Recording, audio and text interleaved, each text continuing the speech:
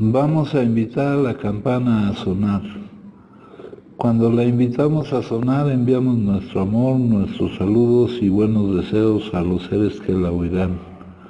Deseamos que al escuchar la campana dejen de sufrir, que empiecen a practicar la respiración consciente, encuentren la energía de la paz y la alegría en ellos y sean capaces de transformar la energía de la ira, el sufrimiento y la desesperanza. Por eso invitar la campana a sonar y enviar su sonido para que la gente de nuestro alrededor pueda oírla es una acción sumamente compasiva. No podemos hacerlo sin poner todo nuestro corazón en ello. Con el cuerpo, la palabra y la mente en perfecta unidad, envío mi corazón con el sonido de esta campana. Que todos los que la escuchen despierten de su olvido y trasciendan el sendero de la ansiedad y el pesar. Escuchando la campana siento que las aflicciones que hay en mí empiezan a disolverse. Mi mente se serena y mi cuerpo se relaja. En mis labios nace una sonrisa. Siguiendo el sonido de la campana regreso a la isla de la plena conciencia y al jardín de mi corazón, donde las flores de la paz florecen bellamente. Bueno, la meditación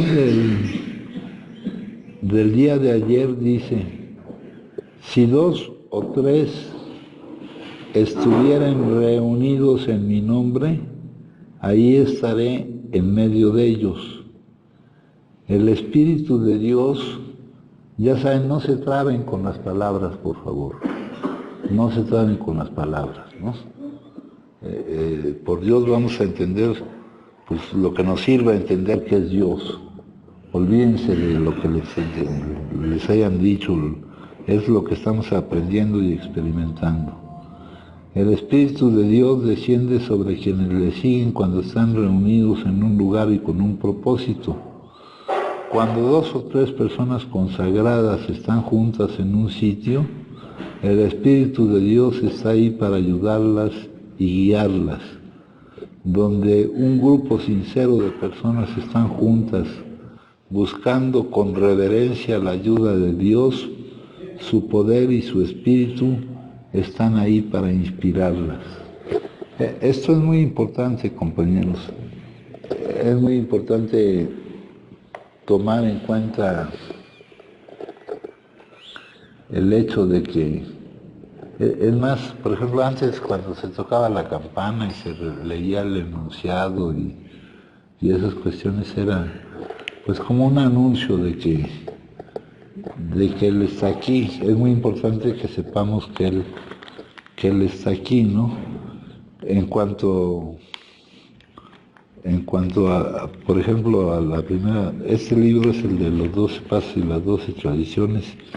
En cuanto al segundo paso, dice: llegamos al convencimiento de que un poder, para que vean que las palabras no son definitorias, un poder más grande, superior, no el más grande, no está diciendo Heidegger, está diciendo Heidegger, podría devolvernos el sano juicio. Sano juicio traducido, la traducción más correcta sería la cordura, ¿verdad? Y una cordura respecto a una locura específica. Ya habíamos visto que si el consumo fuera producto de nuestra voluntad, entonces el consumo continuo y compulsivo, a pesar de las consecuencias adversas, sería una locura. Eso viene expresado en el capítulo 3 de la locura adictiva, de que a pesar de que las consecuencias sean adversas, pues eso no basta para que, dice, ya sabemos que el consumo en un adicto no es producto de su voluntad, ni tampoco su voluntad. No es su voluntad la que determina que consuman. No consumen porque quieran consumir, consumen porque no pueden no consumir. Ya no vamos a llegar al consumo, no vamos a hablar del consumo, vamos a hablar en términos generales. ¿no? El consumo es la reacción al estado de malestar en cuanto al contacto que tenemos con la vida, ¿no? Al estar esperando que la vida sea de otra manera de como es, al estar esperando que la vida se adapte a nosotros, eso nos produce un estado de malestar, ¿no? Lo importante es la enfermedad, aunque también hablemos un poquito del síntoma, ¿no? Si iniciar el consumo fuera ya sabemos que el inicio del consumo desencadena el ciclo adictivo. El ciclo adictivo en una gráfica pues se ve muy sencillo, se ve como un diagrama de flujo, pero vivirlo, nuestra literatura la llama la tortura de la actividad adictiva, ¿verdad?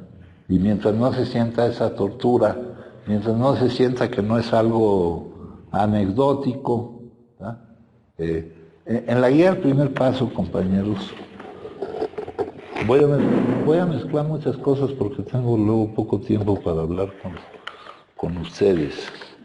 Aquí en la guía del primer paso dice, describe detalladamente la edad y circunstancias de tu primer consumo para cada una de las sustancias de tu lista. No es la anécdota, no, es ver que para nosotros el consumo fue una pretendida fuga de la realidad. Es ver de tu primer consumo. Ahí ves cuánto tiempo tardaste en que apareciera el segundo y el tercero.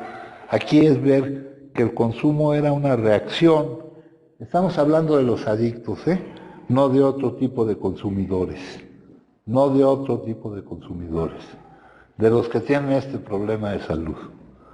Estamos viendo aquí que las circunstancias de tu vida, y no por ser esas, sino hubieran sido cualquiera circunstancias, nos hubieran causado malestar. No nos adaptábamos a la vida, esperábamos que la vida se adaptara a nosotros, ¿no? Entonces, aquí describe detalladamente la edad y circunstancias de tu primer consumo, nada de que consumiste como consumieron los demás, hasta con los que habías consumido. Muchos consumieron solos, la mayor parte consumió con alguien al principio, ya después consumir con alguien pues no era importante tampoco, porque había la necesidad de hacerlo, ¿verdad? Pero describe detalladamente era cómo te sentías con la vida, ¿no? ¿Qué estabas viviendo tú interiormente? Esa es la respuesta correcta a esta pregunta, para darnos cuenta de si somos adictos o no. Porque si hubiéramos sido consumidores, otro tipo de consumidores moderados o hasta excesivos o de situación, ¿verdad? No hubiera sido para nosotros el encontrar la panacea, el creer que habíamos encontrado la forma de cómo soportar la vida. Aquí cuando preguntamos las edades y circunstancias de tu primer consumo, pues luego empieza uno a preguntar, bueno, de ese primer consumo, ¿cuándo vino el siguiente? Y todo esto, para ver si ese primer consumo, si esos consumos eran reacción a tu estado de malestar con la vida. El concepto que tenemos con la vida es una percepción, no tenemos un concepto objetivo de la vida. Entonces, si el inicio del ciclo del consumo, ya que tenemos desarrollada la negación inconsciente, ¿verdad? Si lo que nos lleva a consumir es negarnos sin darnos cuenta a vivir determinado tipo de emociones y considerar como necesidad primaria de supervivencia, defender la mentira de que hay una manera de no vivir esas emociones, si eso es lo que nos lleva a iniciar el consumo, toda esta guía es como una guía autodiagnóstica, donde no queremos anécdotas, donde queremos encontrar, de acuerdo a lo que hemos hablado en tantísimas juntas respecto a la enfermedad de la adicción, de estar buscando la felicidad fuera de ti mismo, en el caso más general, ¿verdad? De estar esperando de la vida que la vida sea de determinada manera, pero no aún esperarlo de una manera como lo espera una persona normal, sino que cuando no es así, pues choca para nosotros y es un choque que no aguantamos, ¿no? Si la vida no se adapta a mí, estar desadaptado a la vida es estar esperando que la vida se adapte. No tenemos por qué estar esperando que las cosas sean como nosotros queremos que sean. Eso se aprende con el tiempo, compañeros. No tenemos que creer, dice por ahí, decidimos dejar de jugar a ser Dios. No tenemos por qué creer que el camino que lleva nuestra vida está diseñado por nosotros. No tenemos por qué creer que nosotros somos los que vivimos la vida en ese sentido de los contenidos que vivimos, sino más bien la vida es la que nos vive a nosotros, ¿no? Aquí dice, si fuera el inicio del consumo, ya teniendo esa negación inconsciente manejada como necesidad primaria de supervivencia que te lleva a la urgencia inaplazable, y ya teniendo también la adaptación de todo tu cuerpo, todo tu cambio de metabolismo y etcétera, teniendo, la primera es la que llaman dependencia psicológica, la segunda es la dependencia física, pérdida del control de la cantidad que consumes, ¿verdad? Si fuera producto de tu voluntad, se podría considerar como una locura. Tomando aquí en cuenta la otra definición de adicción, el consumo continuo y compulsivo a pesar de las consecuencias adversas. ¿Quién actúa, quién tiene un determinado comportamiento, en este caso el consumo, sabiendo que ese comportamiento lo va a dañar? Porque no es que no sepamos que nos va a dañar, aunque tardemos un chingo en darnos cuenta, llega un momento en que nos damos cuenta que nos daña. Es más, el estado actual de nuestras vidas, del cual podrán estar muy orgullosos los que no tienen conciencia de cuál es el estado actual de sus vidas, es producto, está indisolublemente ligado a su problema de salud de la adicción. Indisolublemente. Aquel que esté satisfecho, aquel que esté bien con el estado actual de su vida, ¿verdad? Aquí nos hablan de que es necesaria la sinceridad. ¿Quién de ustedes esperaba que el estado actual de su vida, tengamos la edad que tengamos, no minimicemos el problema, sea el estado actual? ¿Quién de ustedes considera que teniendo este problema de salud, la vida va a tener, va a dejar de tener imposibilidades, independientemente de las intenciones que tengamos? Porque así es la vida, compañeros. Así es la vida. Entonces, esa es la forma en que debemos entender la guía del primer paso. ¿Cómo te sentías? No con quién te fuiste, ni si sentiste mareado. No. Si fue una reacción a tu malestar con la vida al consumir, ¿no? Si fue una reacción, eso es lo que nos están preguntando aquí. Y te dicen de tu primer consumo. Acá, esta guía ya está basada en una visión de la enfermedad que ya pasó. Por ejemplo, esa visión de la enfermedad todavía está presente en algunos cuestionarios, el SISBEA, el del Sistema de Vigilancia Epidemiológica, donde nos pregunta las materias, primero toda la lista de las sustancias que consumiste. Muchas veces pasa que uno hace una lista de estas y cuando tratas de ordenarla en el cuestionario del Sistema de Vigilancia Epidemiológica, pues ya te salen otros datos. Te preguntas cuál fue la primera sustancia que consumiste. Ahora ya están considerando el tabaco ahí en el cuestionario ese. Pero cuál y a qué edad, y tenemos un desorden en la mente, ¿no? Alcohólicos puros pues ya son pocos, ¿no? Ya hay un montón de adicciones, compañeros. Adicciones de consumo, adicciones de conducta, adicciones de proceso, ¿no? Que no es más que reaccionar al malestar que te produce la vida. Y la vida El contacto que tienes con la vida es la percepción que tú tienes de la vida. Ni a través de nuestros pensamientos, ni a través de nuestros sentidos vamos a poder estar en contacto con la realidad. Entonces, esto hay que elaborarlo no en una forma anecdótica, sino en una forma que explore en nuestro interior lo que estábamos sintiendo, la sensación, la emoción. Esa es la forma de contestar una guía autodiagnóstico, porque esta enfermedad es de autodiagnóstico. Aquí se nos dice que no somos nosotros, nadie, el que va a decir, sino cada uno de nosotros, con los elementos que aquí tenemos acerca de este problema de salud, si tenemos la enfermedad o no la tenemos. No es tanto anecdótico si no es anecdótico hacia afuera, sino en tu vivencia interior. Bueno, eso nomás era una nota, porque aquí tengo que... Sí, yo a los 9 o 11 años, no me acuerdo, conscientemente dije, ya no aguanto esta vida.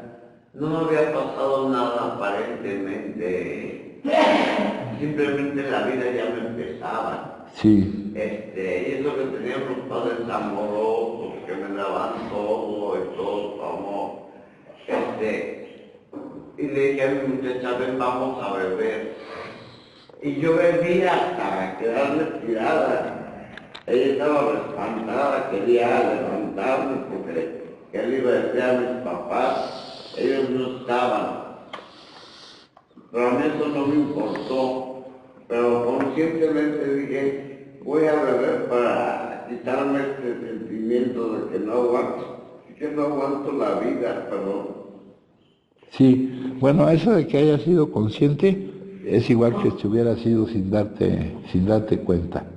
Ahora, las circunstancias, por eso les decía, las circunstancias, aquí describe detalladamente la edad y circunstancias, porque no son las circunstancias. Si hubieran sido esas, hubieran sido otras, para nosotros el desajuste está en nosotros, no en las circunstancias que se viven. Hay gente que ha vivido tipos de circunstancias mucho más difíciles de vivir y no se ha desarrollado en ellos esta enfermedad.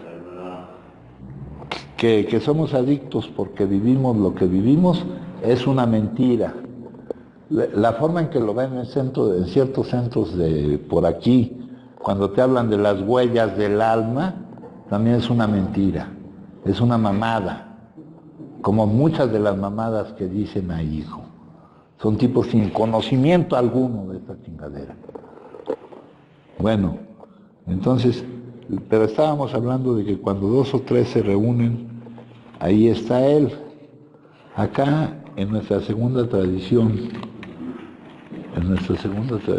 dice, para el propósito de nuestro grupo, solo existe una autoridad fundamental. De nuevo utilizan la palabra Dios, que para la mayor parte de la gente viene a ser un estorbo. Porque Dios es alguien externo a ti, no es alguien tan íntimamente relacionado contigo, no es alguien que esté manifestándose en ti, lo consideras como algo ajeno a ti y no como tu base y fundamento. Por eso esa palabra así no nos sirve. Dice, el amor que puede manifestarse, es la autoridad que está aquí. Cuando se inicia una junta se toca la campana. Te dicen cuando 2 o 3 se consagran con un propósito común. Aquí te dice, si 2 o 3 estuvieran reunidos en mi nombre, ahí estaré en medio de ellos. Este espíritu, por llamarle de alguna manera, por no saber realmente qué otro nombre darle, desciende sobre quienes le siguen cuando están reunidos en un lugar y con un propósito. Aquí estamos reunidos en este lugar y por la necesidad que tenemos de que nos ayude a salir de él, ¿no? Ya vimos que no es por nosotros, ¿no? Dice, podría devolverle la cordura y él está presto a hacerlo. El problema es que no lo rechacemos, ¿no? Que no rechacemos esa cordura de no volver a consumir. Y esa cordura viene de la confianza, viene de dejar de apegarnos a lo condicionado, de dejar de apegarnos cuando les leo que dejen de sufrir, el sufrimiento. El sufrimiento te dice en otro libro de ahí a qué apego de los de mi condición no se está dando. ¿Qué dictaminación mía de cómo deben de ser las cosas no se está cumpliendo, güey? Para castigar yo a la vida, castigándome yo, porque a la vida yo no la puedo castigar, güey. Entonces dice aquí, es muy importante, acá hay otro libro que es básico, las variedades de la experiencia religiosa, ¿no? Aquí le hablan religiosa, pero no se refiere a alguna religión específica, son las variedades de la experiencia espiritual, ¿no? Del cambio que... El tema de investigación de este libro no es la religión, la reunión, religio, el unirte con aquel con el cual siempre estás unido. Si no estuviera él, no estuvieras tú y viceversa. Institucional. No es algo que se haya vuelto, es más bien una relación personal. No necesitamos de intermediarios, ¿verdad? No es la relación esa institucional, ¿no? Institucional por allá, o por donde quiera, sino los sentimientos e impulsos a reunirnos con nuestro origen, con nuestra fuente, con aquel que necesitamos.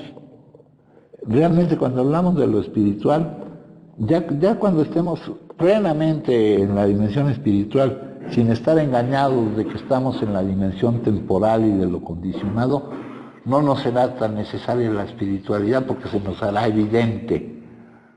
Pero para vivir aquí en esto condicionado, no hay mejor herramienta que la espiritualidad, compañero. Que darle importancia a lo que lo tiene. Que darle importancia al desarrollo nosotros de lo que está bajo nuestro control, no de lo que no está bajo nuestro control. Aquí dice que anidan en la naturaleza del hombre. Se trata de un estudio psicológico de la vertiente personal de esa reunión, cuyo centro de interés reside en el hombre mismo y en sus disposiciones internas. Acá, en este otro de acá, dice, las tendencias religiosas, las tendencias hacia él, el anhelo de lo divino, algo que tenemos dentro que nos lleva a buscarlo por la necesidad que tenemos de él, por nuestra incompletud, dice, deben ser como mínimo tan interesantes como cualquiera de los distintos hechos que forman parte de su estructura mental. Acá en otro capítulo que creo que vieron hace poco, dice, en la mente de cada mujer y niño y hombre, creo que es el capítulo 4, dice, en realidad nos estábamos engañando a nosotros mismos, porque en lo más profundo de cada hombre, mujer y niño está, aquí ponen la palabra idea, no, está esa necesidad, esa tendencia de ir hacia él. La idea fundamental, le voy a llamar él para no ponerle, o le llamaría yo ello, o lo que sea, como sea, para que no les estorbe el nombre. Entonces es muy importante, nos puede dar mucha seguridad, compañeros, saber que en el trabajo que estamos haciendo contamos con su ayuda, que por Él y solo por Él lograremos lo que por nosotros mismos no podíamos lograr, ni podremos lograr, porque nosotros estamos en una situación de impotencia, de no poder no estar mal, no poder no consumir es no poder no estar más, porque nuestra reacción al malestar es el consumo, de poder estar tranquilos, ¿verdad? De poder no estar inquietos, irritables y descontentos. ¿Por qué están inquietos, irritables y descontentos? Porque no está pasando eso. Y estos casos yo los he verificado aquí con muchas personas preguntándoles. Y ya cuando está pasando eso que antes los tenía inquietos por no estar pasando, siguen inquietos, irritables y descontentos. Ese es el problema que está. Entonces, el hecho de que cuando nos reunimos con un propósito fundamental, cuando somos un grupo consagrado, como dice aquí, consagrado a llenar una necesidad que tenemos, Él está aquí con nosotros. Ese es el significado del toque de la campana, llamarlo a sesionar.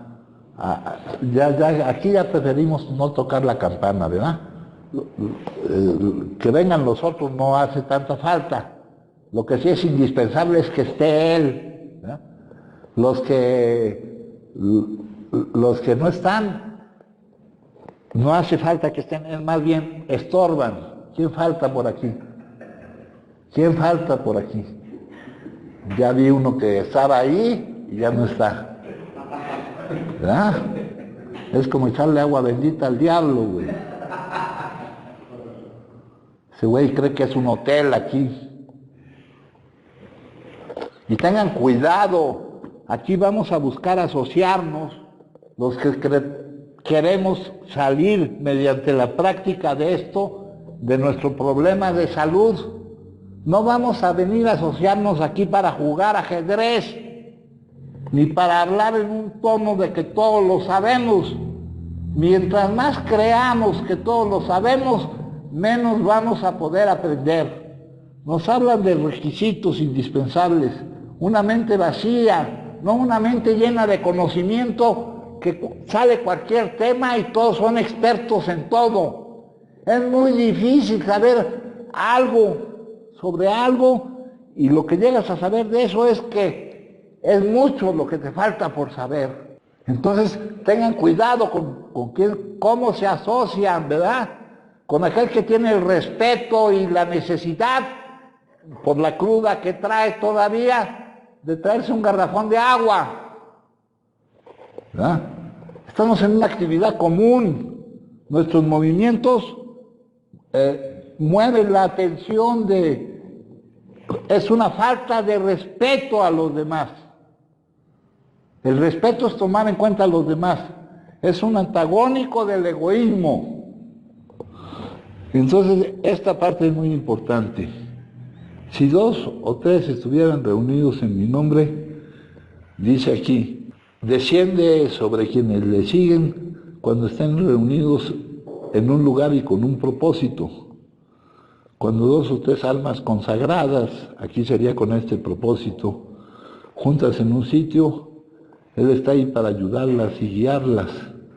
Donde un grupo sincero de personas están reunidas en torno a ese propósito, buscando con reverencia la ayuda por tener conciencia de su necesidad. Su poder, están ahí para inspirarlos. Dice aquí, la unión es poder. Y también, en otra forma de poderlo decir, la unidad es poder. Y aquí, acuérdense que aquí tenemos 3 legados, les llaman así, pero son agrupaciones o segmentos de cosas que debemos llevar a la práctica, ¿no? está el segmento de la recuperación del trabajo personal, que necesita la unidad, ¿no? Tenemos, por ejemplo, la quinta tradición, tenemos un solo propósito, ¿no? Reunirnos aquí en torno a ese propósito. Aquí dice, porque donde 2 o 3 están consagrados, ahí estoy yo en medio de ellos. Reclamen siempre esa promesa. Reclamen, no es, aquí no se trata de reclamos, ¿verdad? Aunque hay a muchos que les gusta reclamar. Entiendan las palabras lo que pueden significar. Sepan que es verdad que cuando 2 de los que me aman se reúnen, yo soy el tercero. Jamás limitaré esa promesa. Cuando están ustedes juntos en mi nombre, unidos por el vínculo de mi espíritu, yo estoy ahí, no solo cuando se reúnen para saludarme y oír mi voz. Piensen en lo que esto significa en poder. Es nuevamente la lección del poder que sigue a los que se unen para servirme. Y servirle es cumplir con nuestra responsabilidad actual para con nosotros mismos y para con los demás. Servirle es hacernos cargo de nuestro problema de salud. Es no minimizarlo hasta que la evidencia de su peso caiga sobre nuestra cabeza como una lápida que nos hunde. Y todo lo que digo, lo digo por alguien, ¿eh? Luego, el día siguiente, ese fue el día de ayer, todo hombre tiene 2 personalidades. No hablemos de personalidades, formas de ser, algo dentro de él, tendencias. Ya les hablé que para hablar técnicamente del término de personalidad se mete uno en una serie de complicaciones muy difíciles, una buena y una mala. Todos tenemos hasta cierto punto personalidades dobles. Cuando estábamos bebiendo, la personalidad mala era la que llevaba el control. Cuando estábamos consumiendo, hacíamos unas cosas cuando estábamos intoxicados que nunca habríamos hecho cuando estábamos sin consumir. Cuando estábamos sin consumir, somos personas diferentes. Entonces nos preguntamos cómo pudimos haber hecho las cosas que hicimos intoxicados. Pero esta personalidad dividida, esta doble personalidad, esta esquizofrenia, compañeros, no es tan solo cuando estábamos intoxicados, es algo general en el género humano. Nos preguntamos cómo pudimos haber hecho las cosas que hicimos. O mejor ya ni nos lo preguntamos, ¿verdad? Porque pues, eso produce un desacuerdo con nosotros mismos. Y nosotros la mente tiene unas ciertas características de autodefensa, que mejor para qué me pregunto eso, ¿no? Eso me va a hablar del acuerdo o desacuerdo que tengo yo conmigo mismo, que es mucho más importante que el acuerdo o desacuerdo que tengan los demás conmigo. Luego dice aquí, pero volvemos a consumir y nuevamente nuestro lado malo surge, de modo que andamos de un lado para otro, siempre en conflicto con nuestro otro yo, siempre con ansiedad. Esta división de nuestro ser no es buena, debemos de algún modo unificar nuestro yo. Hacemos esto dándonos de corazón, ¿verdad?, a la práctica espiritual en comunidad y al no consumo, que es resultado de esa práctica espiritual en comunidad. Me he reconciliado conmigo mismo. El problema no es reconciliarme con los demás, güey. Llega aquí la gente y dice, ya todo lo perdí, ya. Y al rato ya está la gente preguntando, ¿cómo está este güey? Que la chingada. No, pero reconciliarnos con nosotros es más difícil, compañeros. Y aquí, miren, me hablan de 2 cosas. Me hablan de algo muy muy propio al género humano. Me hablan de la esquizofrenia, que es la doble personalidad, y me hablan de acá. Aquí tenemos un libro que es metafórico. Se llama El Dr. Jekyll y Mr. Hyde. Y nos habla de la naturaleza humana, compañeros. Nos habla de la naturaleza humana. Aquí me dicen, Stevenson, que es el autor, en este agónico y misteriosamente seductor relato, se dirige de un modo muy directo al interior de nosotros mismos y el encanto y la repulsión que provoca Mr. Hyde en el Dr. Jekyll, que provoca eso que llevamos de malo, como dice aquí, lo malo y lo bueno, en el Dr. Jekyll, que es lo bueno, ¿no? Pero dentro de nosotros están las dos cosas, de quien nace y a quien regresa cada vez con mayor descontrol y ferocidad. Es una prodigiosa traducción de nuestra ambivalente relación, mitad apego, mitad rechazo, con nuestra oscuridad íntima, invencible, por más reprimida que la tengamos. Tal vez por eso nos resistimos tanto a nombrar a Mr. Hyde. Mr. Hyde era el malo, ¿no? Acuérdense que les he dicho yo, compañeros, que un adicto no se comporta igual cuando lo están viendo que cuando no lo están viendo, ¿no? Acá tenemos otra cosa muy... En pocas ocasiones la maldad oculta en la persona intachable pasa a mayores o se demandan los rasgos ingratos de la gente corriente con sus virtudes y defectos. Hace poco en el ascensor de mi casa entró una señora de aspecto dignísimo. Yo, que llevaba en la mano uno de esos paraguas plegables con mango de madera compacta, tuve por un instante la atroz fantasía de descalabrar a la pobre mujer a paraguaso limpio.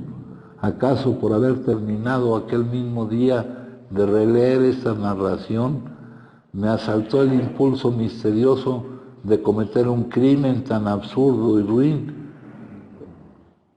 Como es lógico, encontré disparatado y divertido aquel rapto canalla de mi imaginación, y no obstante ahora pienso que si mi presunta víctima me hubiera mirado a los ojos en aquel preciso momento, habría sentido la misma desconcertante repulsión que los amigos y sirvientes del Dr. Jekyll al ver el rostro de la maldad, una repulsión que no solo nacía de adivinar la espantosa mutación que afectaba a Jekyll, sino también de identificar entre las brumas de la conciencia la semilla del mal.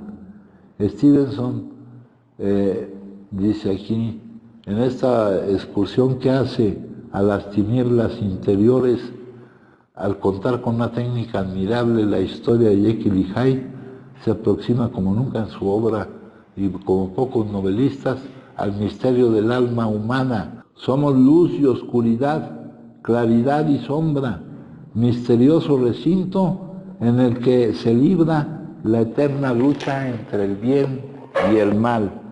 Esto para reorientarnos un poco a un terreno más conocido. Aquí me dicen, esta división de nuestro ser no es buena. Debemos de algún modo unificar nuestro yo. Acá nos habla al principio del alma enferma y el alma sana. Luego nos habla de la religión necesaria para aquellos de alma enferma. Y dice que ellos deben nacer 2 veces.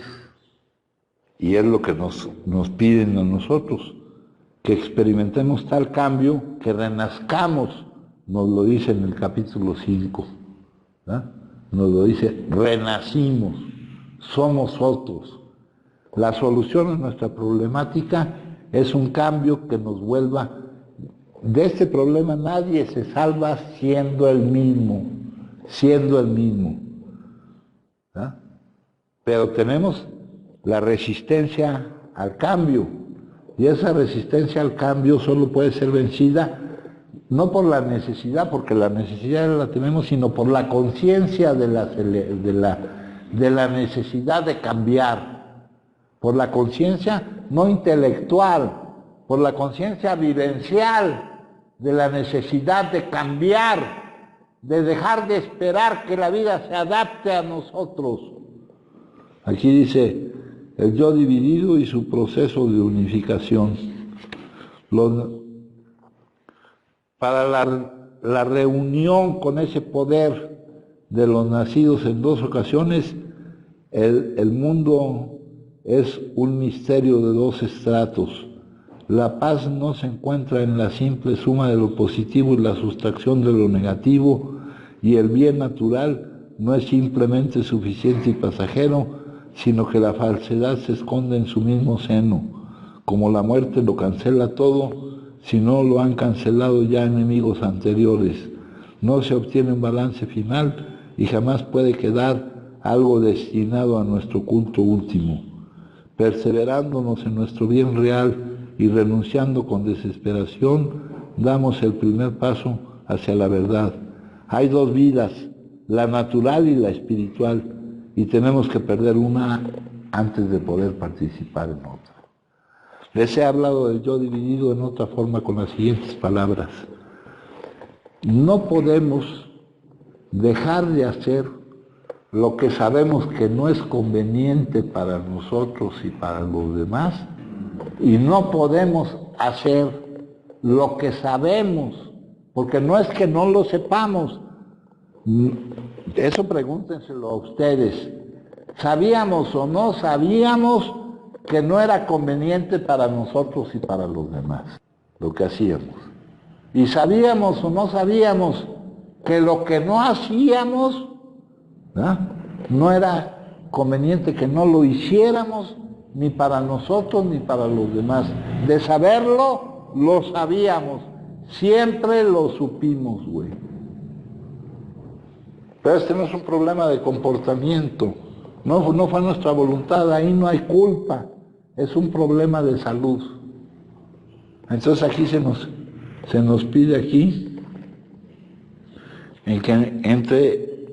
que unifiquemos nuestro yo, que obtengamos la capacidad de hacer lo que sabemos que es conveniente, y ese saber lo que es conveniente es la conciencia que nos es dada por Él. Eso se nos indica lo que es conveniente, ¿verdad? Cuando tendemos a lo espiritual y cuando dejamos de darle peso, el espíritu da vida. Lo que pertenece al mundo de la carne no cuenta para nada. Esas son bases de los principios que debemos aplicar en nuestro cambio. Aquí dice, me he reconciliado conmigo mismo. ¿A qué le dan más importancia, compañeros? Eso los he preguntado varias veces. ¿A que los demás estén de acuerdo o en desacuerdo con ustedes? ¿O a estar ustedes mismos de acuerdo o en desacuerdo con ustedes? Considerando nuestra naturaleza correspondiente a un ser espiritual viviendo una experiencia humana. ¿A qué le dan más importancia? Si se la dan al acuerdo o desacuerdo con los demás, todavía se están identificando con la imagen que los demás tengan de ustedes y no con aquello que está en nuestras manos, con hacernos cargo de nosotros, de nuestro estado emocional, de hacer las cosas por compromiso, por poder dar, no por necesitar obtener.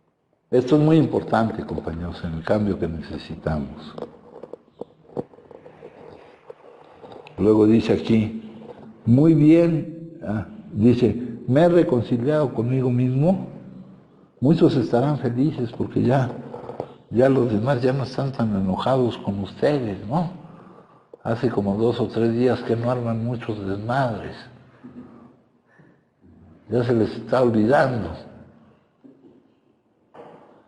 Pero ustedes, ¿cómo están con ustedes? ¿Cómo están con ustedes? ¿Están satisfechos con su actuar?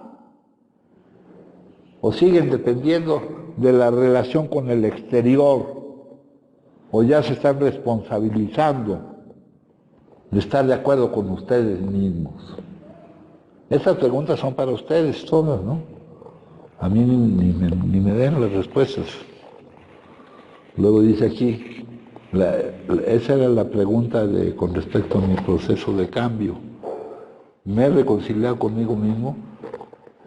Siento más importante eso, que ya poder, que ya no haya aquella reacción adversa que hubo cuando, aún sabiendo que esto era un problema de salud, se juzgó basados en la ignorancia que hay allá afuera entre lo que es un adicto y alguien que consume sin ser adicto.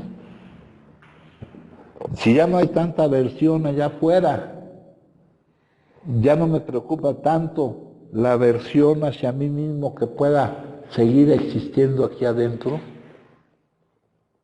el desacuerdo conmigo mismo.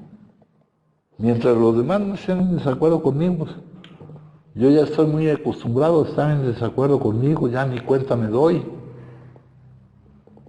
Dice, muy bien, siervo bueno y leal, ya que has sido fiel en lo poco, yo te confiaré lo mucho. Ven a tomar parte en el goce de tu Señor. Acuérdense que todas esas palabras son metafóricas, son palabras que ya han perdido su sentido. No se vayan a las palabras. Estas palabras son para mucha gente común, a quien el mundo no toma en cuenta. No son estas palabras para las personas famosas, ni ricas, ni orgullosas, sino para los seguidores callados que los sirven discreta pero fielmente, que sirven el propósito primordial, el propósito universal, el verdadero propósito de nuestra vida. Dice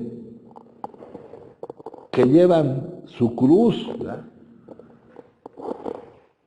con valor y tienen una sonrisa para el mundo, que saben que la vida es un drama. En este drama de la vida es una obra maestra, matizada por todos los matices, que llevan lo que toca, lo que es difícil de llevar, pero que lo vamos a tener que llevar, porque es parte de la vida. No es una venganza, ni un castigo, ni una prueba. Es una lección de aprendizaje para que podamos crecer. Dice, con valor y tienen una sonrisa para el mundo. Toma parte en el gozo de tu Señor. Hay que tomar parte de esa vida espiritual más plena, que es una vida de alegría y paz, ¿verdad? Muy bien, que has sido fiel en lo poco, yo te confiaré lo mucho. Ven a tomar parte en el goce espiritual, no en el goce de las circunstancias. Se me ocurría ahorita una pregunta que alguna vez en una junta se hizo. Cuando las cosas van como ustedes quieren que vayan, es fácil estar bien, ¿verdad, hijo? Cuando las cosas van como uno quiere que vayan, es fácil estar bien, ¿no? Entonces, ¿qué peso tiene realmente? Si lo espiritual es precisamente para hacernos responsables de nuestro estado emocional, independientemente de las circunstancias, ¿no? O sea, con unos billetes en la bolsa, yo estoy espiritualmente magnífico. Eso es una mentira crasa, ¿no? Es una tontería. ¿Para qué importa más? Pues los billetes en la bolsa. El problema es que tenemos las bolsas rotas, güey. Estas palabras son para mucha gente común, a quien el mundo no toma en cuenta, ¿no? a quien el mundo con sus parámetros condicionados no le da el reconocimiento que pretende que persista el statu quo, tanto tienes, tanto vales. Puta, pobres de nosotros, no tenemos ni madres, hijo, y sin embargo valemos un chingo. Pero mientras no nos demos cuenta que valemos un chingo, aunque no tengamos ni madres en lo material, cabrón, vamos a seguir jodidos. Acá, ese mismo párrafo me lo dice de otra manera. Me lo dice: vidas en calma, bien, buen siervo y fiel, sobre poco has sido fiel, sobre mucho te pondré, entra en el gozo de tu Señor. Estas palabras se susurran en los oídos de muchos a quienes el mundo quizás pasaría por alto sin reconocerlos, ¿verdad? Sin ser famosos, sin tener mucho rating, ¿no? Teniendo una vida ordenada, ¿no? Que no es propiamente la vida deshecha por las consecuencias adversas que tiene nuestra adicción, compañeros. Dice aquí: no a los grandes ni a los famosos del mundo, a ellos no se les dicen tan a menudo estas palabras, sino a los calmos y silenciosos seguidores que me sirven sin que se vea y sin embargo con gran fidelidad, aquellos que cargan su cruz con valentía, sonriendo al mundo. Agradézcanme por las vidas en calma. Estas palabras hablan no solo del pasaje hacia la vida plena del Espíritu. Ahí está la plenitud de la vida, no en lo material, compañeros. El deber cumplido con fidelidad hacia mí significa entrar en una vida de gozo, mi gozo, el gozo de su Señor. El mundo quizás jamás vea ese paciente, humilde y silencioso servicio. Sin embargo, yo sí lo veo, y mi recompensa no es la fama de la tierra, la riqueza de la tierra, los placeres mundanos, sino el gozo divino. Sea aquí o allá, en el mundo de la tierra o en el del espíritu, esta es mi recompensa, gozo. El gozo que da una excitación exquisita en medio del dolor, de la pobreza y el sufrimiento. Ese gozo del que dije que nadie podría quitárselo. La tierra no tiene placer ni recompensa que puedan dar al hombre ese gozo.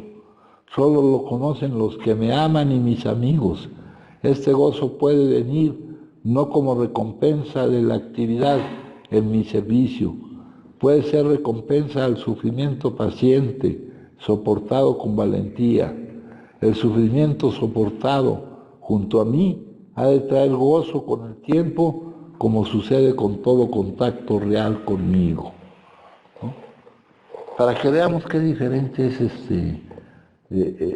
movernos en ámbitos que le llaman espirituales, que de lo único que diremos de ellos, porque de lo espiritual no se puede decir nada, es que no son los ámbitos conocidos en los que nos movemos de lo mundano, ¿no dijo?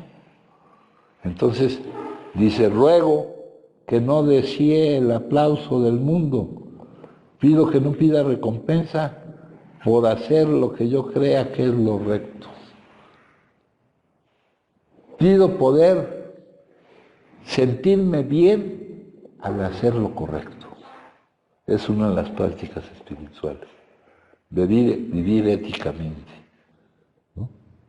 Nosotros estamos acostumbrados a creer que nos sentimos bien al hacer lo incorrecto. Decimos: puta, ya me pasé de listo. Ya los engañé, ya hice lo incorrecto y ni cuenta se dieron. Y a mí no me molestó para nada. ¿no? Me pasé de listo. Y ya se los he dicho también varias veces. Aquí nuestra responsabilidad es con nosotros mismos. Porque el que se pasa de listo, ya saben de qué se pasa, ¿eh? Se pasa de pendejo. A ustedes que les gustan esas palabras abstractas que no significan nada. Aquí viene un choque entre dos formas de manejar la cosa que hemos manifestado. Lo que buscamos con nuestro cambio es no producir las emociones que nos neguemos a vivir, ¿verdad? Sabiendo que todo suceso es dejando de juzgar las cosas por medio de nuestro pensamiento que fragmenta y que no ve la interconexión de los hechos. Pero hay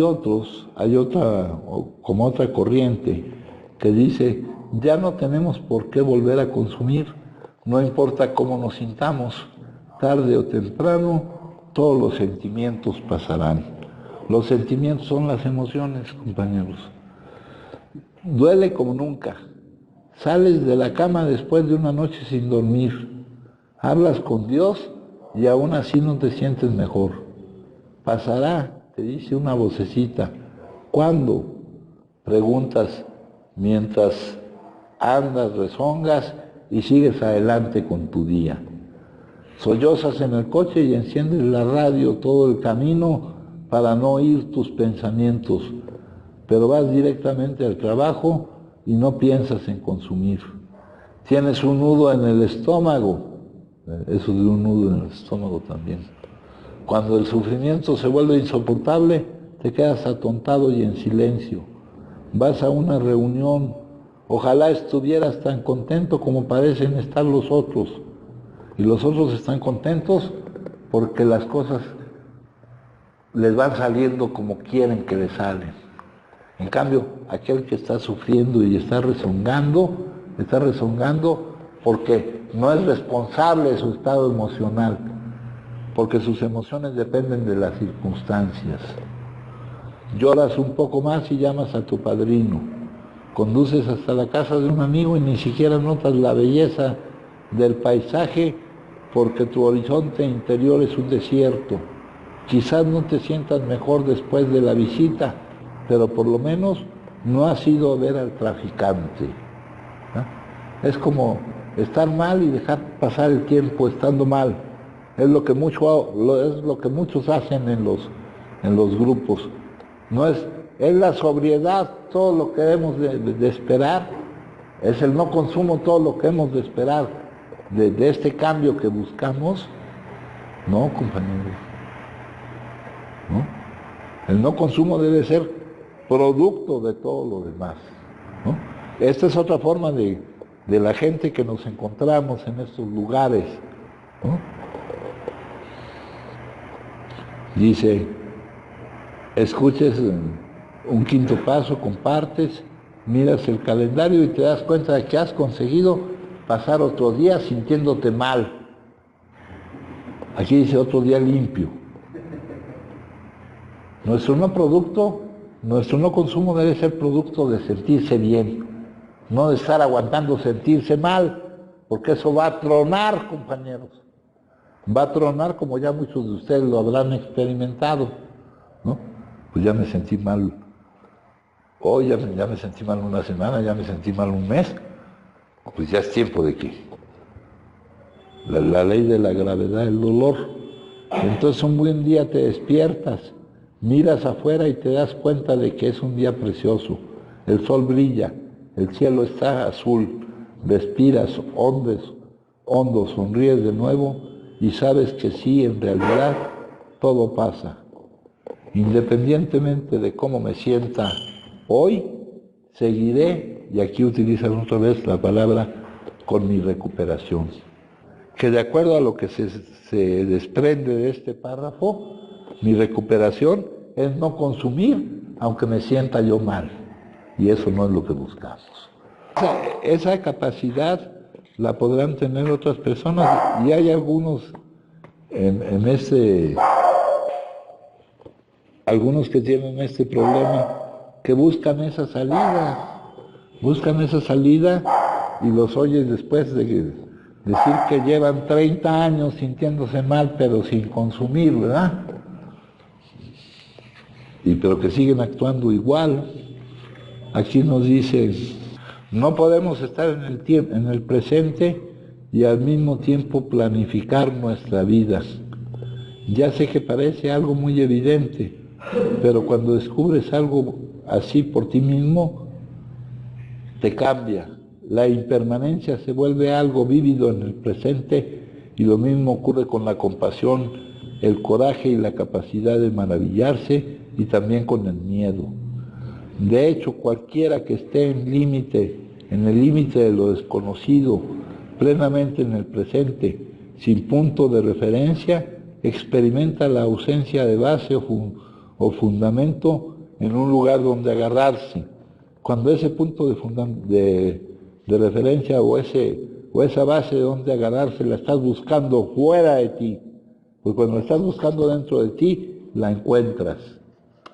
Acá nos dice, cuando todo se cae a pedazos y sentimos incertidumbre, decepción, conmoción o vergüenza, acuérdense que la vida es una incertidumbre, compañeros, y hay que sentirse cómodos con la incertidumbre, ¿no? Tenemos la incertidumbre y la impermanencia. Esos son principios de nuestro tránsito mundano por esta experiencia. Lo que queda es una mente clara, fresca y sin prejuicios, pero no solemos verlo así. Por el contrario, sentimos la incomodidad y la incertidumbre de estar en tierra de nadie, e hinchamos ese sentimiento desfilando por la calle con banderas que proclaman lo mal que está todo.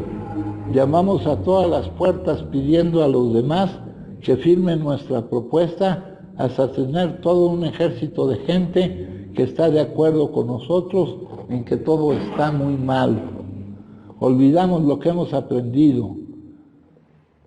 Cuando surgen emociones verdaderamente intensas, todas las doctrinas y creencias a las que nos aferramos parecen irrelevantes porque las emociones son mucho más poderosas. Por eso lo que había empezado siendo un espacio enormemente abierto se convierte en un incendio salvaje, en una guerra mundial, en un volcán en erupción, en una ola gigantesca. Usamos las emociones, las utilizamos. En su esencia son parte de la bondad de estar vivos, pero en lugar de dejarlas ser, las empleamos para recuperar el suelo bajo los pies. Una seguridad que lo del mundo no te lo puede dar. No le pidas al mundo lo que el mundo no te puede dar. Las usamos para tratar del hecho de que nadie ha sabido ni sabrá nunca lo que está ocurriendo. Las usamos para tratar de volver a hacer que todo sea seguro, predecible y real. Eso no se presenta aquí en la vida, en nuestra experiencia humana. Para engañarnos a nosotros mismos ocultándonos la verdad, podemos simplemente sentarnos en compañía de esa energía emocional y dejarla pasar. No hay ninguna necesidad de echar mano de la culpa y de la autojustificación, pero en lugar de hecho, echamos queroseno sobre nuestras emociones para que nos parezcan más reales. La negación de lo que estamos pidiendo, de hacernos responsables de nuestro estado emocional, de dejar de atribuirle un malestar emocional a las circunstancias, a las actitudes, a no poder desistir de querer que la vida sea como nosotros queramos que sea, a no poder dejar de juzgar a través del pensamiento si lo que pasa es bueno o malo, a no poder partir del hecho de que lo que pasa es bueno, independientemente que lo entiendas y no lo entiendas, y de que lo único que estás recibiendo siempre es amor. Es la contradicción entre dos formas de ver las cosas. Y nosotros necesitamos, solo nos sirve una forma de ellas de ver las cosas. Solo una.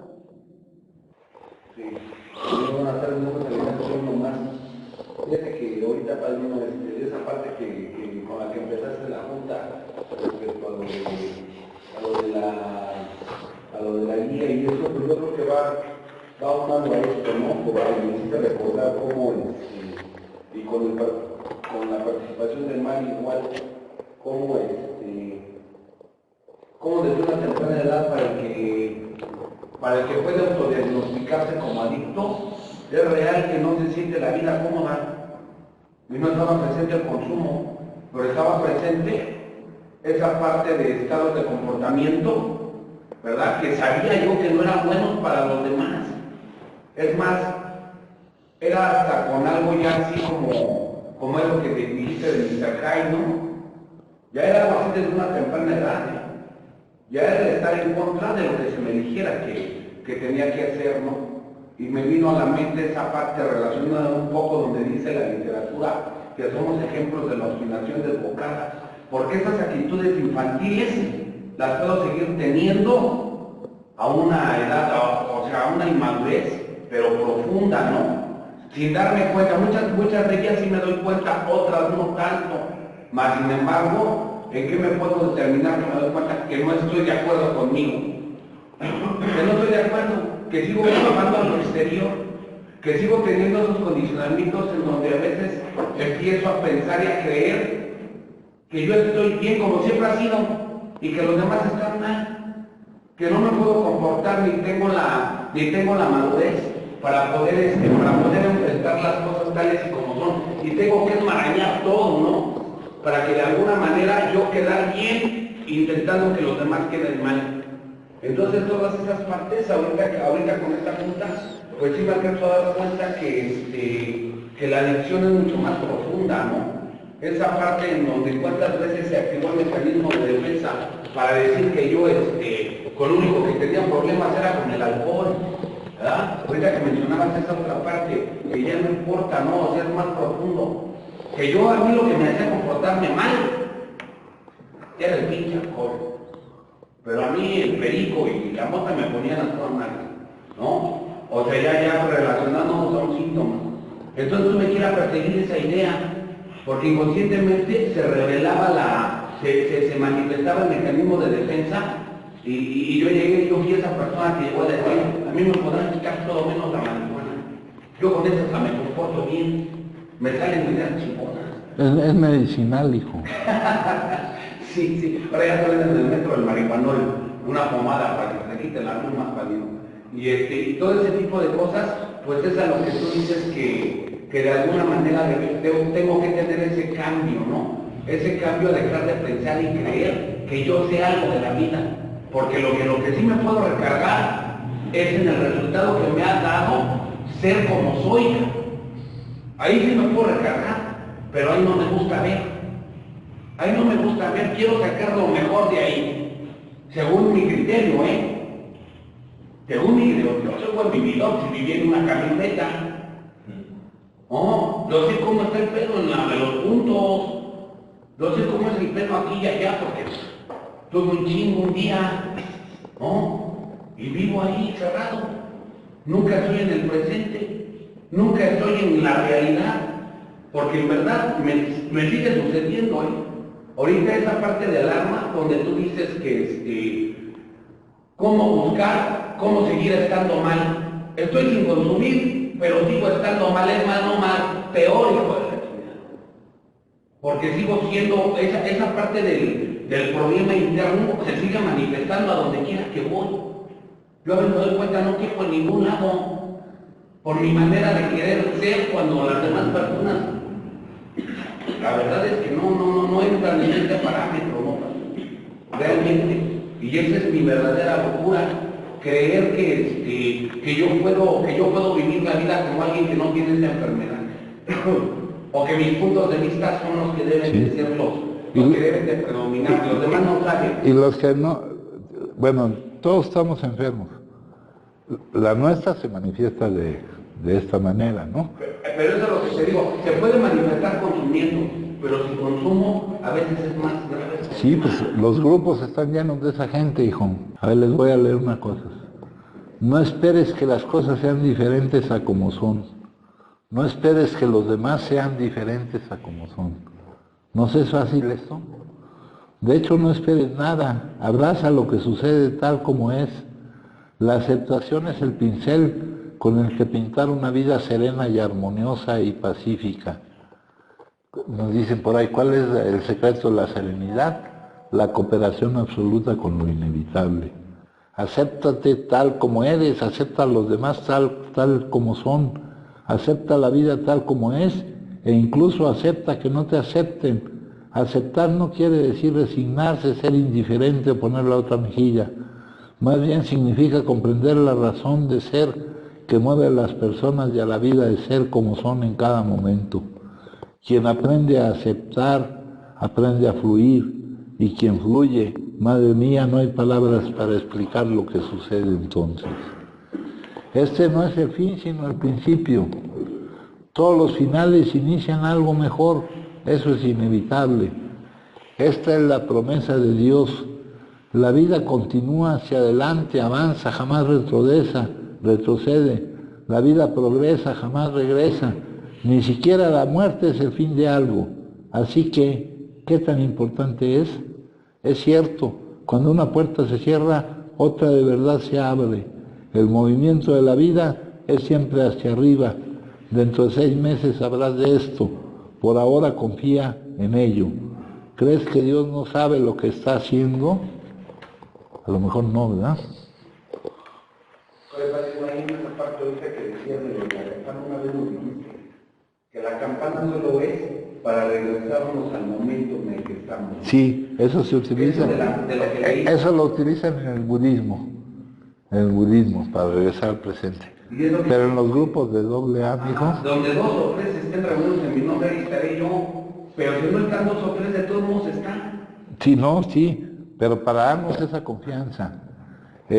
Acá en este libro hablan sobre una cuestión que se llamó ciencia mental o cienciología, que tuvo miles de adeptos, hijo, y que tenía 5 puntos básicos. La sugestión era el primero, luego la verificación.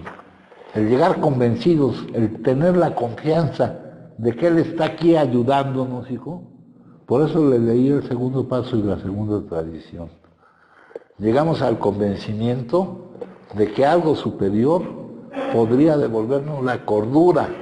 Y ese podría no es una condición que Él pone, es que no pongamos nosotros condiciones para recibir lo que se nos está dando, ¿no? Y le leí la segunda tradición. Solo existe una autoridad fundamental aquí. Es el que está llevando las cosas, ¿no? Es el que está manejando todo esto. Oye, padre, y esa parte del poder superior, o como digamos en ese reino, como ahorita decías tú, no es algo que esté fuera. Pero a mí en lo personal, a mí cuando se dice así en esa parte, a lo mejor lo que tú estás diciendo ahorita, poder superior, yo en verdad, yo siento que tiene que ser, como es algo más grande que yo, pues entonces no está en mí, pero entonces ahí estoy errando, ¿no? Claro. Porque es algo que está dentro de mí. Solo así nos va a servir. El más grande de todos los descubrimientos. Estamos íntima y eternamente ligados a lo sagrado, que para siempre nos abraza y nos llena de gracia. No solo somos más de lo que imaginamos, sino más de lo que podemos imaginar, ¿no? Acá les estoy leyendo estas. Dice, cada ser vive lo que le corresponde en su aprendizaje, bueno o malo, es lo que le corresponde en ese momento. Eso se llama ley de la correspondencia universal. Si algo he aprendido en este mundo espiritual, es que las cosas no son buenas y tampoco malas, simplemente son y tú les pones un título. Son buenas si en el momento te convienen, no te hacen feliz, y son malas si sucede todo lo contrario, con lo cual solo puedo concluir que no es la situación, es la emoción. Y es que pasa que aún no entendemos que nada de lo que llega a tu vida lo hace por casualidad. Todo, absolutamente todo llega para pulirte, para transformarte, para evolucionarte. Pero nos saboteamos y nos damos fuerzas para luchar porque empezamos a compadecernos de nosotros mismos, empezamos a decirnos, no es justo que me suceda esto a mí. Renegamos, aquí dice de Dios, renegamos de la determinación de lo que es y de cualquier creencia. Y esto solo nos indica una sola cosa, y es que absolutamente todos tenemos un plan o una misión en esta vida. Es un plan con hechos claves, porque algo vienes a aprender y a enseñar. Sí, lo sé, es terrible que mueran seres queridos, te secuestren, te roben, quedes lisiado o te deje tu pareja. No obstante, tú decides si superas ese infortunio, enseñanza, prueba, o te tumbas en tu cama solo a lamentarte pensando que con eso ya se acaba tu vida. Podría citarte miles de personas de ejemplos que se superaron, o también de personas que aún siguen lamentándose, pero no es mi fin. Mi fin es que entiendas que si te caes es para aprender a levantarte.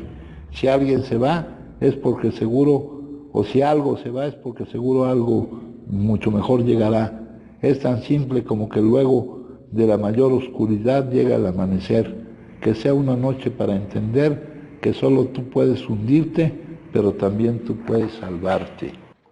Todo tendrá un desenlace feliz. Las promesas de Dios no hacen excepciones, y Él garantiza que la dicha será el desenlace feliz de todas las cosas. De nosotros depende, no obstante, cuándo habrá de lograrse eso, hasta cuándo vamos a permitir que una voluntad ajena parezca oponerse a la suya, pues mientras pensemos que esa voluntad es real, no hallamos el final que Él ha dispuesto sea el desenlace de todos los problemas que percibimos, de todas las tribulaciones que vemos y de todas las situaciones a que nos enfrentamos. Mas ese final es seguro, pues la voluntad de Dios se hace en la tierra así como en el cielo. Lo buscaremos y lo hallaremos, tal y como dispone su voluntad, la cual garantiza que nuestra voluntad se hace. Te damos gracias, Padre, por tu garantía de que al final todo tendrá un desenlace feliz. Ayúdanos a no interferir y demorar así el feliz desenlace que nos has prometido para cada problema que podamos percibir y para cada prueba por la que todavía tenemos que pasar. Sí, hijo. Soy Julio Puerto Alvarito. Bueno, hace rato te iba a preguntar que había una situación donde decía usted que no existe no estar bien ni mal, ¿no? Solamente, bueno, yo lo había pensado así, no es estar bien ni mal, solamente estar, ¿no? En la vida. Pero eso, hubo un momento en que me hizo, bueno, de este tiempo para acá me ha hecho sentir así como que voy en la vida sin rumbo, así, sin un objetivo. Ahorita ahí en esa lectura dijo sobre una misión, ¿no? Y eso lo hice para quitarme todas mis preocupaciones y sentimientos que traía. Entonces dije, voy a dejar de pensar en si estoy bien o estoy mal. Dije, solamente voy a estar aquí. No, el problema es que cuando queremos etiquetar si estamos bien o estamos mal, ¿qué puntos de referencia pones? El estar bien o el estar mal no es un resultado de lo que juicies, de lo que tú pienses de cómo estás, sino de cómo te sientes y cómo actúas con respecto a cómo estás, de cómo te entregas hacia afuera y no hacia adentro, de cómo ves, de cómo te das cuenta de todo lo que tienes y surge la necesidad de darlo, de entregarlo, de entregar. Nos interesamos cada vez menos en nuestros planes y proyectos y cada vez más en ver con qué es con lo que podemos contribuir a la vida. Todos tenemos talentos especiales y si esos talentos los ponemos al servicio de todos, encontraremos la plenitud de la vida, compañero. Lo malo son los parámetros que ponemos. ¿Cómo juzgo yo si estoy bien o estoy mal?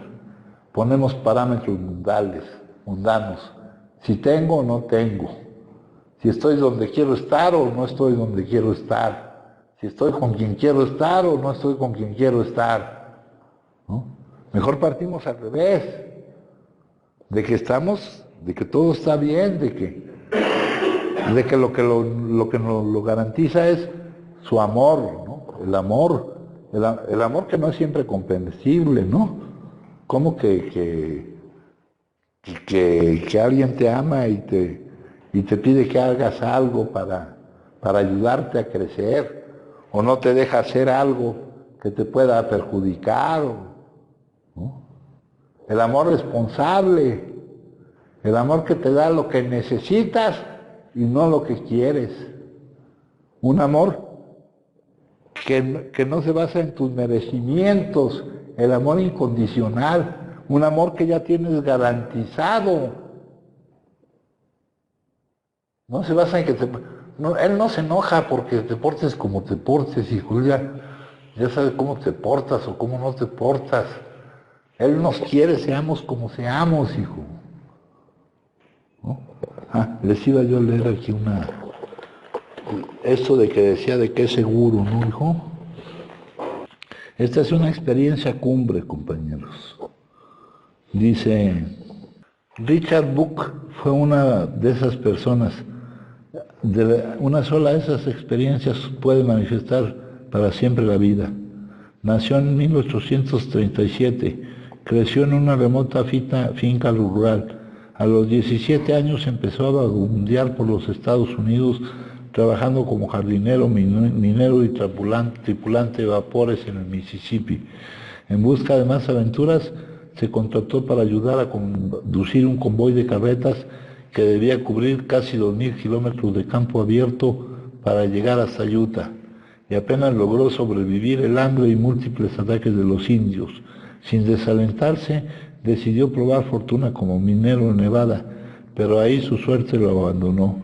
A la mitad del invierno murieron sus amigos y él se quedó en esa inhóspita región solo con otro superviviente. En un intento desesperado se pusieron en camino hacia la costa occidental. Fue un viaje horrendo, su compañero murió y Buck fue rescatado en sus últimos momentos por una partida de mineros.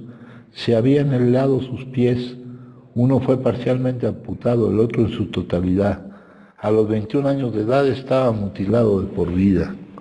No obstante, ese mismo año recibió su herencia y la utilizó para realizar estudios en una escuela de medicina. Empezó una vida totalmente nueva y no tardó en hacerse notar como un destacado psiquiatra. A los 35 años de edad su vida dio otro nuevo giro. Alguien que estaba de visita en su casa recitó algunos versos del poeta Walt Whitman. Algún día vamos a leer algo de ese, que tuvieron un efecto dramático sobre él. Se fue volviendo más reflexivo en su carácter y en 1872, a los 35 años, tuvo una experiencia que transformó radicalmente su vida y que afectaría a cientos de miles de sus lectores. En la introducción a su célebre libro Conciencia Cósmica, nos cuenta que había pasado una velada con dos amigos leyendo poemas de Wordsworth, Keats, Shelley, Browning y Whitman. Hacia la medianoche se despidieron y emprendió entonces el largo camino de regreso en un coche de tiro. Se encontraba aún bajo la influencia de las ideas de los poetas y se sentía mentalmente sereno, tranquilo y feliz. De pronto, sin aviso previo, de golpe me vi envuelto en una nube color fuego. De momento pensé en un incendio, alguna inmensa conflagración que hubiese estallado cerca, en esa gran ciudad. Al siguiente momento supe que el fuego estaba en mi interior. Enseguida me sobrevino una sensación de alegría inmensa. Iba acompañada o inmediatamente seguida por una iluminación intelectual que es imposible de describir. Entre otras cosas, no es que empezara a creer, pude ver que el universo no está compuesto por materia muerta. Al contrario, es una presencia viviente. Me vino la conciencia de que en mí estaba la vida eterna. No era una convicción de que podía tener vida eterna, sino la conciencia de que en aquel momento ya la poseía. Vi que todos los hombres son inmortales, que el orden cósmico es tal que todas las cosas funcionan juntas para lograr el bien de todas y cada una de ellas, que el principio fundamental del mundo, de todos los mundos, es eso que llamamos amor, y que a la larga la felicidad de todos y cada uno es algo absolutamente seguro. Aquí dice, todo tendrá un desenlace feliz. Las promesas no hacen excepciones y él garantiza que la dicha será el desenlace feliz final de todas las cosas. De nosotros depende, no obstante, cuándo habrá de lograrse algo, no de las circunstancias, compañeros, no de que pase lo que quieres. ¿Hasta cuándo vamos a permitir que una voluntad ajena parezca oponerse a la suya? Pues mientras pensemos que esa voluntad es real, no hallaremos el final que Él ha dispuesto sea el desenlace de todos los problemas que percibimos, de todas las tribulaciones que vemos y de todas las situaciones a que nos enfrentamos. Mas ese final es seguro, pues la voluntad de Dios se hace en la tierra así como en el cielo. Lo buscaremos y lo hallaremos tal como dispone su voluntad, la cual garantiza que nuestra voluntad se hace. Te damos gracias por tu garantía de que al final todo tendrá un desenlace feliz. Ayúdanos a no interferir y demorar así el feliz desenlace que nos has prometido para cada problema que podamos percibir y para cada prueba por la que todavía creemos que tenemos que pasar. Puedes llorar porque se ha ido o puedes sonreír porque ha vivido. Puedes cerrar los ojos y rezar para que vuelva o puedes abrirlos y ver todo lo que ha dejado. Puedes llorar, cerrar tu mente, sentir el vacío y dar la espalda, o puedes hacer lo que le gustaría, sonreír, abrir los ojos, amar y seguir. La vida no es la vida que vivimos, la vida es el honor, es el recuerdo. Por eso hay muertos que en el mundo viven y hombres que viven en el mundo muertos. Aquí no hay de esos, ¿eh? El agradecimiento es la memoria del corazón. Agradecer tiene todo que ver con apreciar, valorar y vivir en el presente.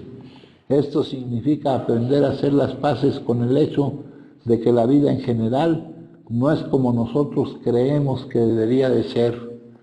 No en vano las expectativas y nuestra visión de la realidad influyen en forma determinante en nuestra capacidad de agradecer.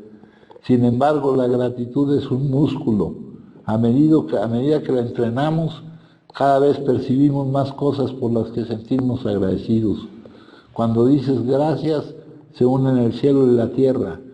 Tiene el poder de tocar y despertar tu centro más íntimo. Limpia, purifica y sana el lastre mental, emocional y físico.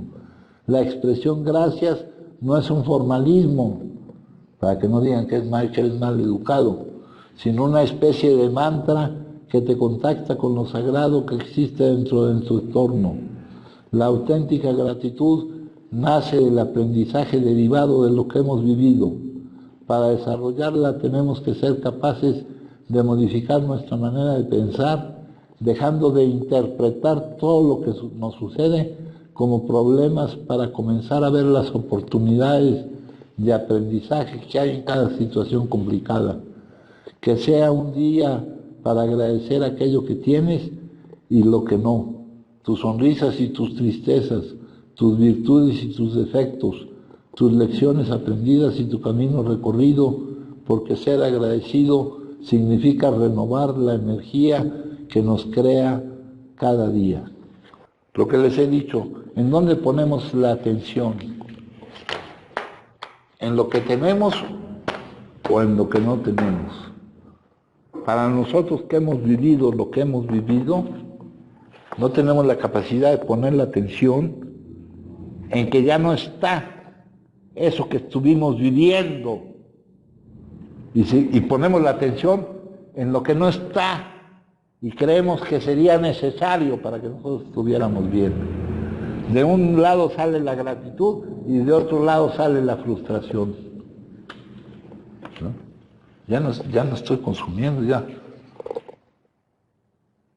No podía yo no consumir, y no solo no consumir, sino vivir lo que se vive al no poder no consumir. Bueno, pero eso ya pasó, güey. Pongo la atención en que eso ya no está. O pongo la atención en que no está en lo que yo quisiera que estuviera, de acuerdo a los condicionamientos mundanos. Cosas, gente, lugares, personas. ¿Alguien gusta compartir, compañeros?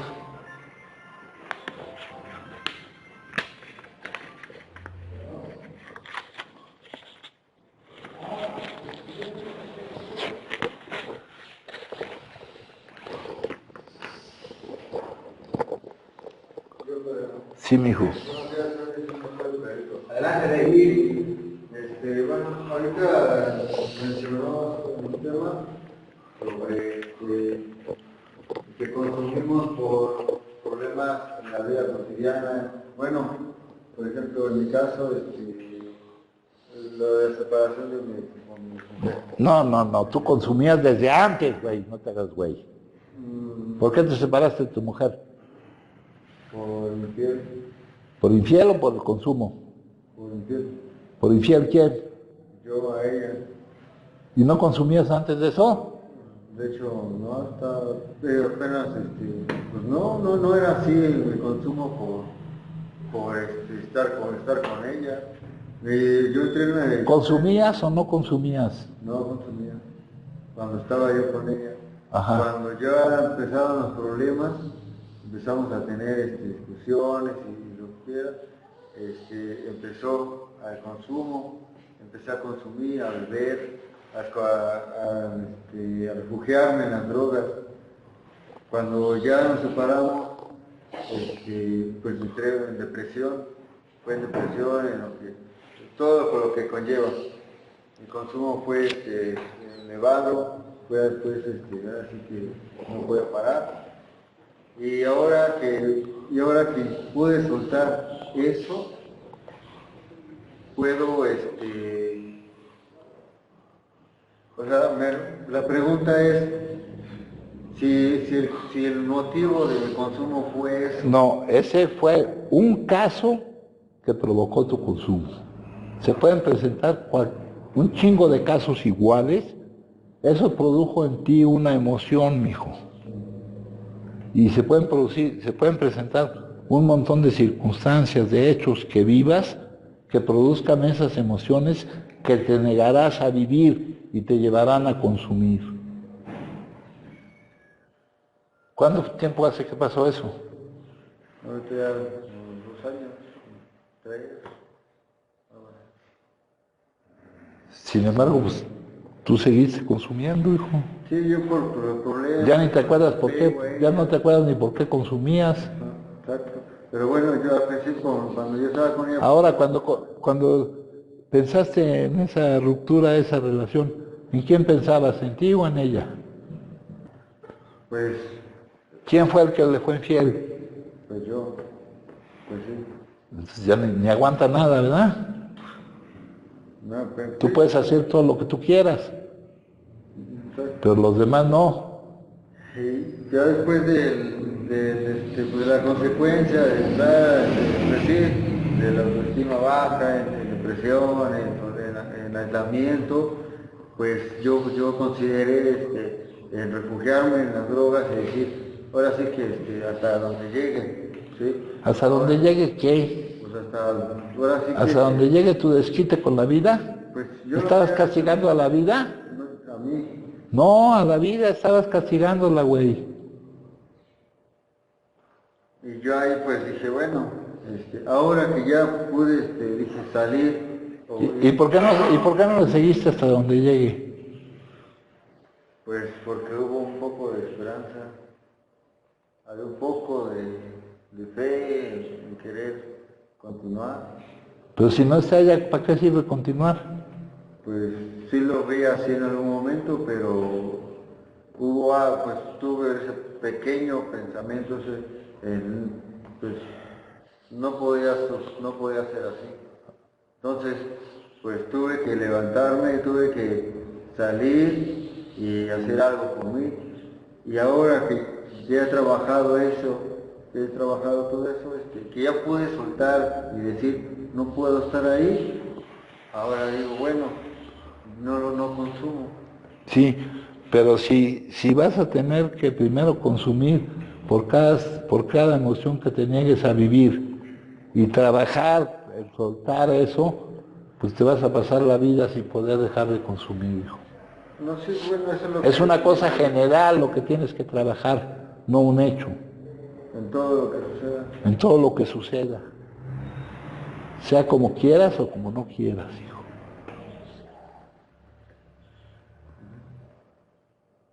Y sea combatir el egocentrismo.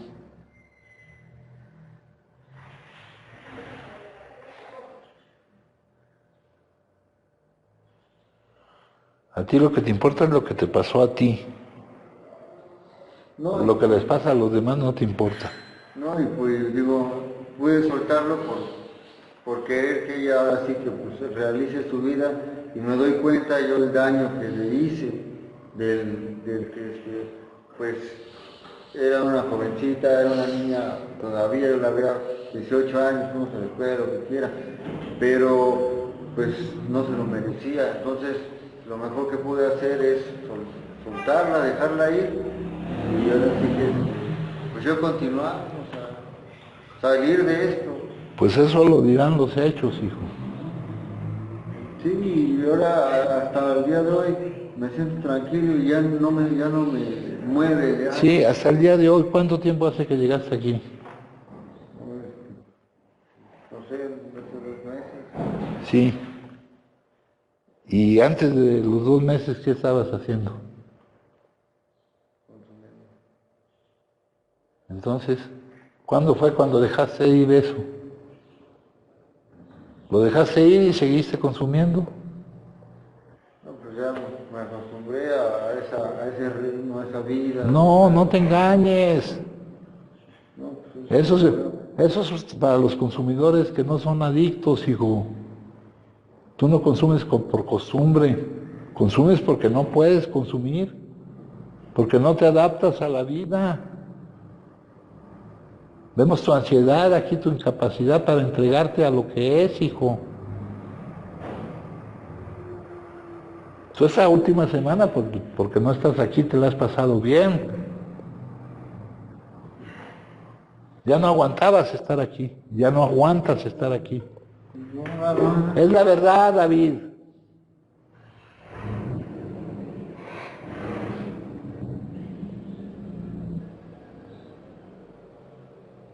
Yo no lo veo de esa forma de que no quiero estar aquí. No, tú dijiste que ya tienes que hacer algo con tu vida, como si no estuvieras haciendo nada.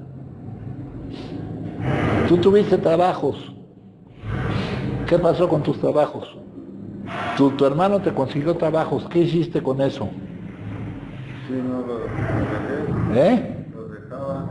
Los dejabas y ¿cómo lo hacías quedar a él?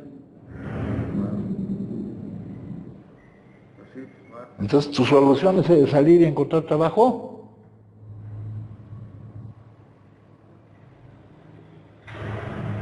no, yo lo veo como una nueva oportunidad y puedo hacer Una nueva oportunidad. bueno, o sea, que se Una puede nueva hacer oportunidad mientras puedas no consumir. Y eso solo lo va a decir conforme vayas viviendo lo que vayas viviendo, hijo. Pero sin desechar lo que nos ha enseñado lo anterior que viviste, hijo, tú saliste de aquí y luego consumiste. Te quisimos poner en contacto con un grupo, ni siquiera fuiste.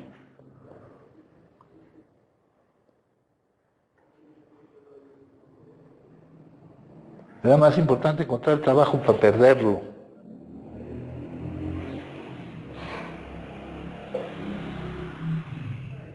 La cosa es que no nos autoengañamos, que reconozcamos o no. Ojalá y no tengas el problema. Ojalá y no seas adicto. Pero si eres adicto, tienes que tomar estas cosas en cuenta.